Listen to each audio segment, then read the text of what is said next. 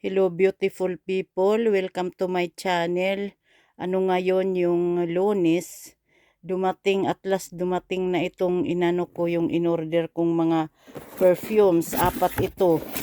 Sobrang medyo matagal siya na na dumating. Tinanggalan ko na ng mga plastic kasi ang tagal ng ng video pag hindi tinatanggalan ng mga plastic.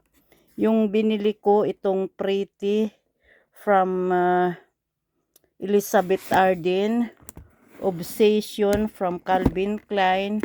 Pagkatas Elizabeth Arden yung 5th Avenue at saka Calvin Klein yung Beauty. Kalimutan ko pa yata ito tanggalan, natanggalan na ng plastic. Ito muna yung mga Calvin Klein ang aanuhin natin, ang bubuksan natin. Ito yung yung Obsession. Sana ba to bubuksan? Ito. Anuhin na lang yung kamay ko kasi dry dahil sa hugas ng hugas. Ayan siya. Ano to yung eau de parfum at saka 100 siya, yung 100 ml yung malaki. Ayan, 100 ml eau de parfum spray. Pagkatapos ito yung susunod, yung Calvin Klein Beauty.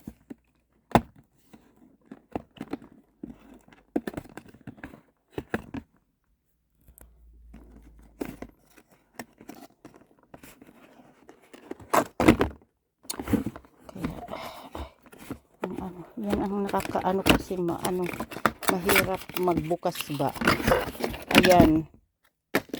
Magaganda ang mga nila, lalagyan nila. Ayan. Yung Beauty ito, yung Calvin Klein. Pagkatapos eau de parfum din ito, 100 ml. Kasi gusto ko yung malalaki talaga. Pagkatapos yung bubuksan natin, ito yung Elizabeth Arden Pretty, yung eau de parfum, 100 ml din siya.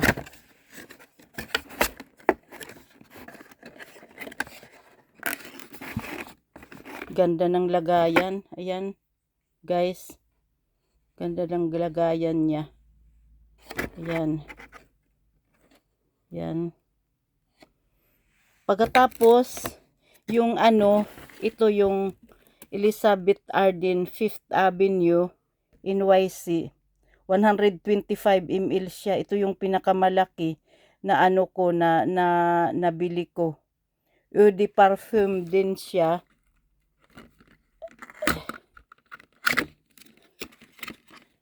Ayan. Ayan. Alam nyo itong bakit ako nakabili ng siyam na to, kasi mga regalo to ng ng asawa ko sa 40th wedding anniversary namin. Mga regalo niya yan, kaya yan ang binili ko. Pagkatas ang una ko lang noon na itatry ko lang. Pagkatas dahil na pag-isip-isip ko na magkukulik ako ng mga perfumes na yung hindi gaanong mamahalin, kasi yung Chanel, ako ng Chanel pagkatapos ang mahal-mahal. Kung bibilhin ko yung yung Chanel number 5, 100 ml, yan siya, 1,900, basta ilang na lang na mag 999 o 9 mga ganun, 1,999, mahigit to $200 yun. Pagkatapos kung 200 ml yung bilhin mo, 3,999, yun ang mga pinakamura talaga. Pero mas mahigit-higit pa doon. Kaya yung hindi muna siguro ako magbibili niyan, kahit gustong-gusto yan niyan. Kasi gusto ko yung mag-collect ako ng medyo mura-mura na mga perfume, hindi yung mga mga mamahalin. Pagkatapos yung Jumalon, gusto ko yun mag-collect. Ang problema naman, kulon siya.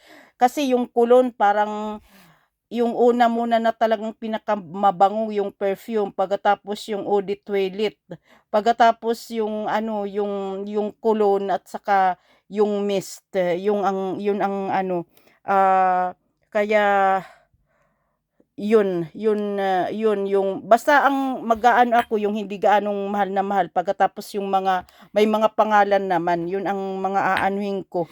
Ah, bibilhin ko. Alam niyo nakita ko sa internet mayro'n Charlie, naalala ko sa Pilipinas, yun ang ano ko perfume ko kasi sa Pilipinas wala naman akong pera, yun ang perfume ko yung Charlie. O sige guys, thank you for watching, bye-bye.